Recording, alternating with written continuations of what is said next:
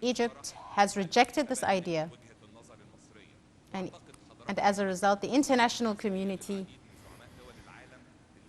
has started to shift their stance as well with regards to resettlement of Palestinians into Sinai.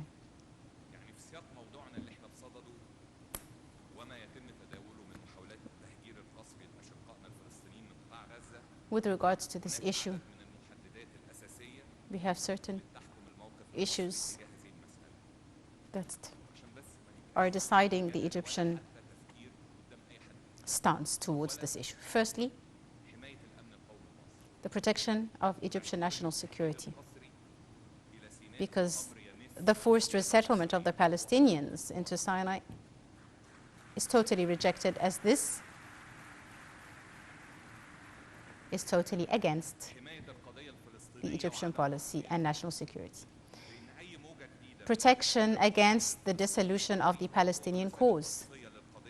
This is a dissolution of the Palestinian cause, which is unacceptable.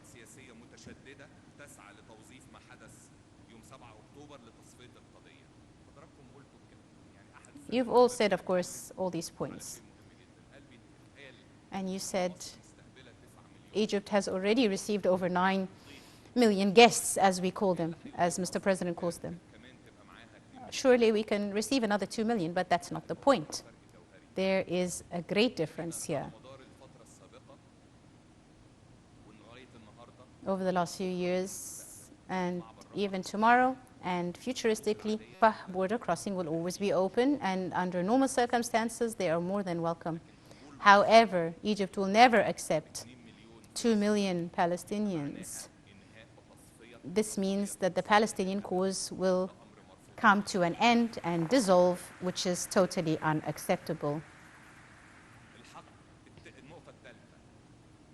Third point, Egypt will not and will never change its stance with regards to the Palestinian state right of self-determination with its independent state and capital of East Jerusalem.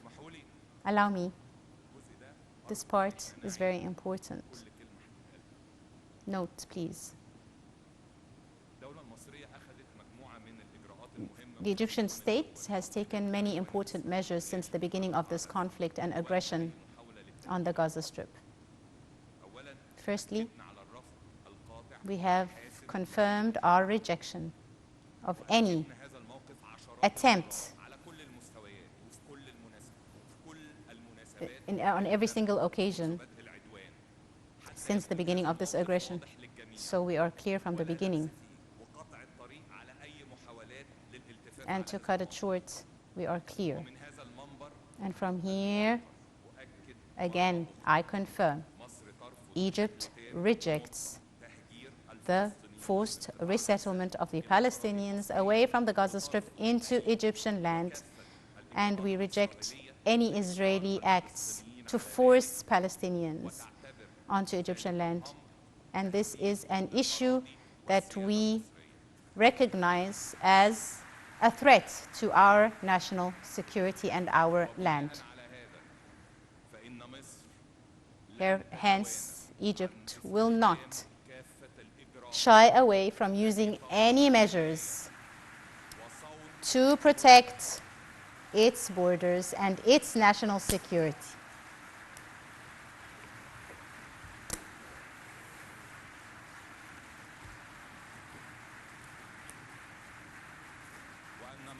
Egypt, in case of any scenario that would allow the Palestinians into Egyptian land, we will have a clear response according to international law. Egypt's stance is clear with regards to its stance to our peace treaty with Israel. However, we expect the same from the Israeli side, especially with regards to the latest escalation in the Gaza Strip and how this threatens the Egyptian state. Egypt has already warned once, twice, and several times that the whole world's security is related to the regional security.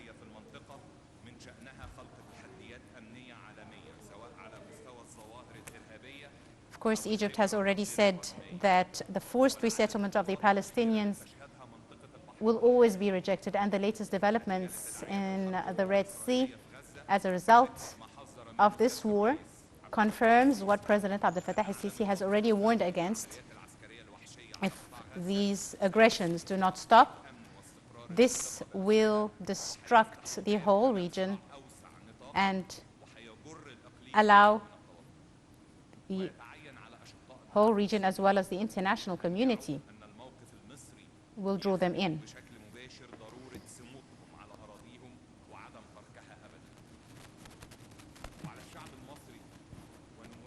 And it is up to the Egyptian people and the members of parliament to understand the volume of pressure that is being exerted on Egypt.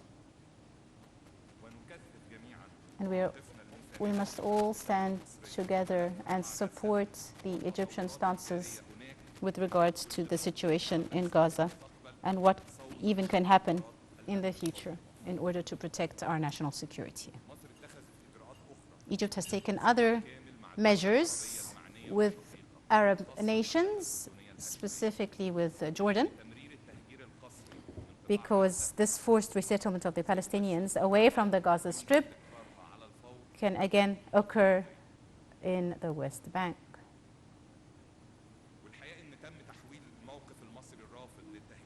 This Egyptian stance has now become an Arab stance, and this was seen in the meeting of the Arab foreign ministers on the 11th of October, as well as the summit held in Saudi Arabia. And Egypt, of course, wants to take this opportunity to thank the Arab nations for their understanding and their support with regards to understanding the dangers of the resettlement of the Palestinians away from the Gaza Strip. The Egyptian state has succeeded in this regard to unify the Arab nations with the one voice when it comes to the rejection of their forced resettlement away from the Gaza Strip. In addition to this, of course, we support the Palestinians through all the humanitarian aid and the garnering of more support. This was not sufficient, and Egypt even decided to get fuel across, which is extremely important for the hospitals to continue their life-saving operations, as well as long as we get more aid into the Gaza Strip, we further strengthen them and prevent them from leaving their land and their homes. Again, I would like to show my appreciation to the Palestinian people for their courage and their strength.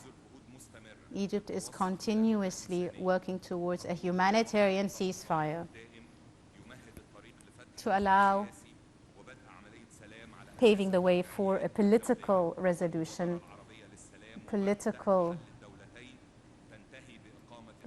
to this crisis, to end in the two-state solution with an independent Palestinian state. Your Excellencies. Again, to conclude, every single grain of sand in Sinai is extremely dear to all Egyptians. Here, many martyrs have lost their lives and always ended up with victory. Always victory or martyrdom. The Egyptian state is doing all it can to develop Sinai in a multifaceted manner. Once again, it's not only the army that will protect Sinai. It's not only up to the army, but development multifaceted development. The plan for Egypt is not just to have 5 million Egyptians in Sinai, but we want 8 million Egyptians to be resettled into the lands in Sinai. And this is the best way to protect Sinai. Again, I'd like to confirm when my visit on the 30th of October, in the presence of many members of parliament,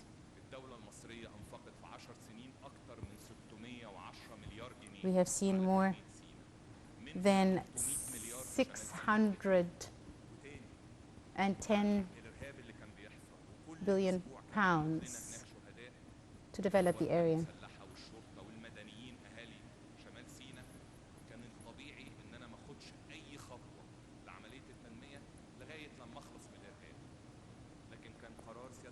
Again, due to our leadership's strategic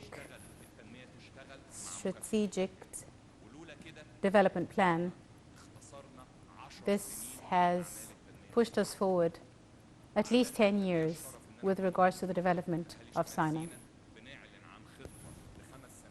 We're already talking about a 5-year plan for investments worth over 400 million pounds to transform this area into a logistic hub and an economic and industrial and tourism as well as agricultural hub to serve the whole of Egypt as well as the region, with all the infrastructural projects and service projects that have been planned in this region. We go to make sure that these projects are underway, and this is clear to everyone when you all visited and saw the infrastructural development, even in light of the challenges and security challenges in Sinai.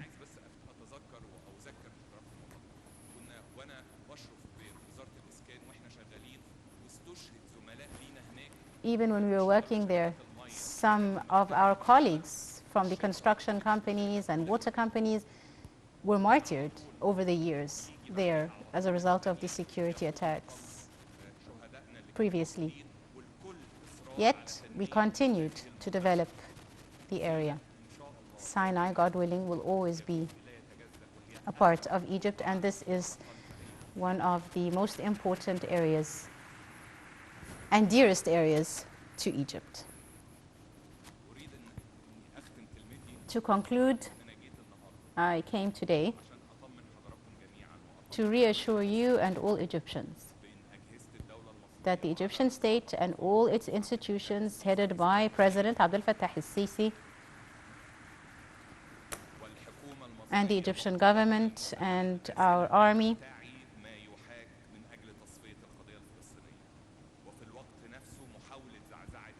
will constantly never allow the Egyptian national security to come under attack. And we will constantly continue to develop our lands on our Egyptian land. I'd like to thank you very much, and peace be upon you all.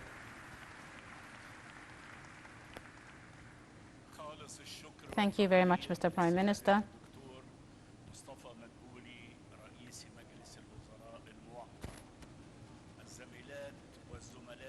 My colleagues, members of parliament, after we have heard some of the members of parliament and their requests to the Prime Minister, as well as Prime Minister Madbouly's response over the measures to prevent the forced resettlement of the Palestinians away from the Gaza Strip, we must confirm from inside the Egyptian parliament, this parliament that beats with the heart of every Egyptian, that we refuse the forced resettlement, whether inner or outer resettlement of Palestinians away from their land.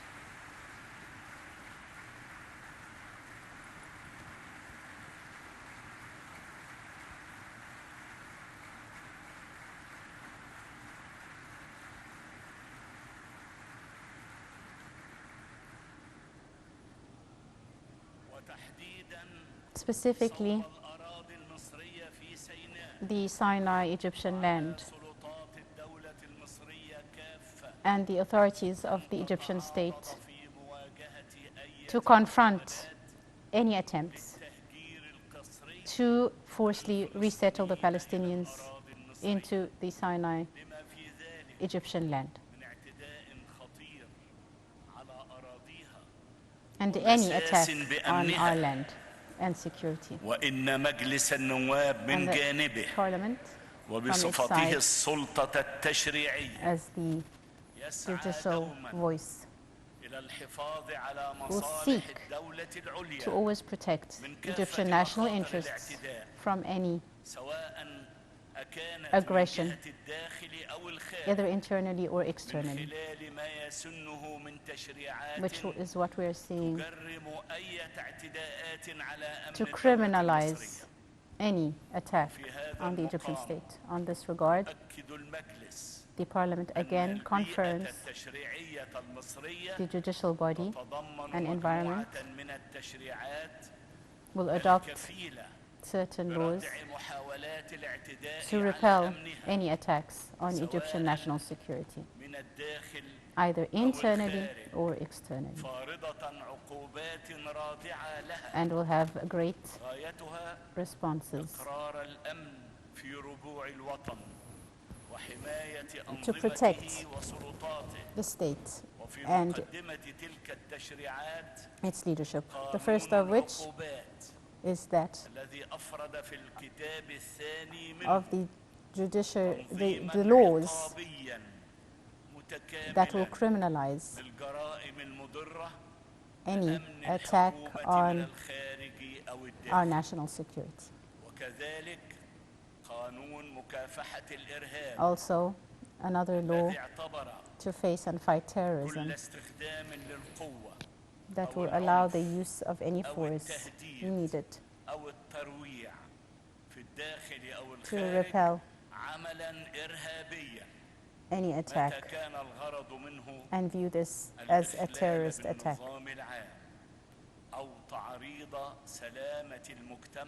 as this would risk the country's security status and our national security. We confirm that these laws and legislations are in complete agreement with all international laws and agreements that Egypt has signed, specifically the Fourth Geneva Agreement with regards to the protection of civilians during times of war. And the Parliament is calling on the international community for their need to pressure and effectively reach a humanitarian ceasefire as soon as possible, as well as the allowing of the humanitarian aid to reach the Palestinians in the Gaza Strip, to get even the basic needs across. The Egyptian Parliament is also calling on the international communities to stop any double standards when it comes to humanitarian rights. And we are seeing their support to the occupation forces in their massacres against the Palestinian people, as well as their support of them. And this is impeding the prevention of the bloodshed on the Palestinian lands. And hence they must take the responsibility for these bloodsheds and war crimes against the Palestinians. Ladies and gentlemen, members of Parliament, the Egyptian Parliament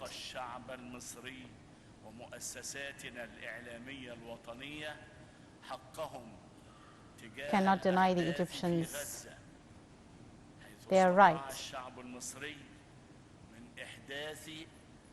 to know the situation on the ground, as we have been able to create a change in the international community's response and understanding of the Palestinian cause. And we have forced and allowed many international institutions and entities to revisit their stances. The Egyptian media, whether private or public, has managed to shed light on the Palestinian cause and has worked towards a distinguished transmission of facts and truths from the Palestinian lands, and a clear, balanced reporting of what is happening, which has allowed a further in-depth understanding of the situation in the ground, allowing people inside Egypt or outside to revisit their stances on the Palestinian issue. Greetings to the Egyptian people that always show their honorable nature during crises, and to our media institutions for their hard work and honorable work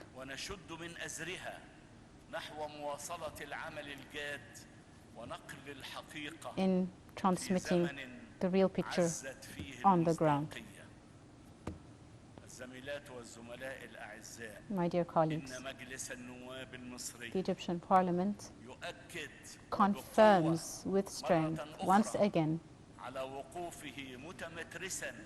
its solidarity with President Abdel Fattah al-Sisi.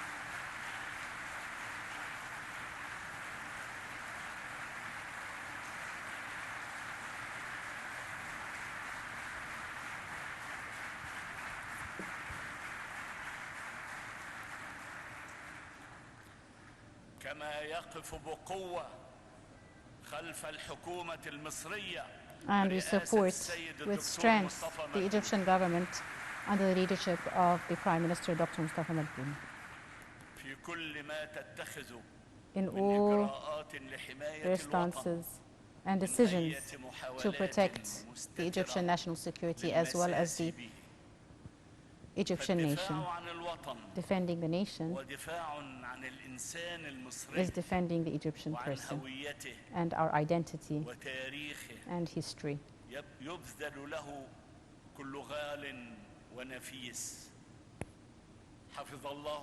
May God protect Egypt and all Arab nations. Peace be upon you all.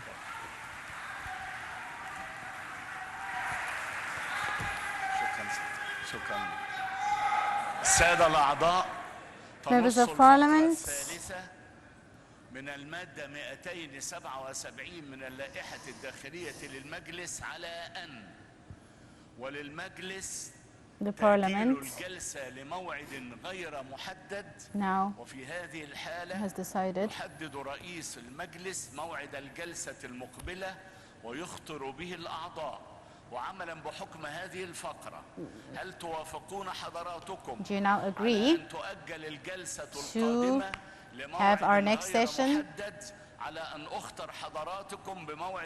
to an unknown time, as long as I will let you know. Thank you. End of session. Thank you.